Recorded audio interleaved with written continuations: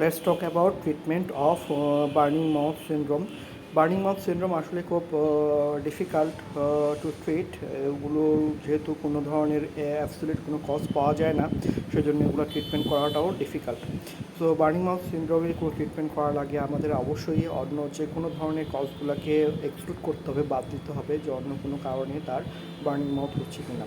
যখন আমরা মানে পুরোপুরি নিশ্চিত হতে পারবো যে এটা আসলে অন্য কোনো লোকাল বা সিস্টেমিক কজের কারণে হচ্ছে না, তখনই আমরা বার্নিং মাউথের ট্রিটমেন্ট দেবো।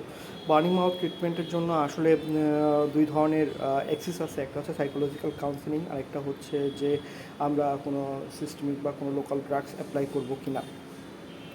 প্রথমে হচ্ছে তাদের আমাদের প্যালিয়েটিভ নেচারে তাদেরকে আমাদের ট্রিটমেন্টটা দিতে হবে যেন তাদের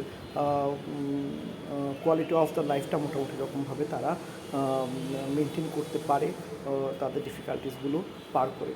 এরপর সাধারণত আমরা কিছু ওষুধ, ট্রপিক্যাল কিছু ওষুধ প্রয়োগ করে থাকি, যেমন অ্যানেস্থেটিক প্রোডাক্টস স্পেশালি গ্লুকিন এবং বেনজোডায়াজেনিক হাইড্রোক্লোরাইড আমরা ইউজ করতে পারি, যদিও সব পেশেন্টের ক্ষেত্রে এগুলো একইভাবে কার্যকর হয় না।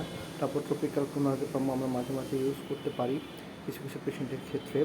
তারপর সিস্টেমিক ড্রাগস যদি আমরা ইউজ করতে চাই তাহলে হচ্ছে আলফা লিপোইক অ্যাসিড ইউজ করতে পারি, ক্যাপসিপিন ইউজ করতে পারি, অ্যামিসালফাইড ইউজ করতে পারি, অ্যান্টিডেপ্রেসেন্টস ইউজ করতে পারি।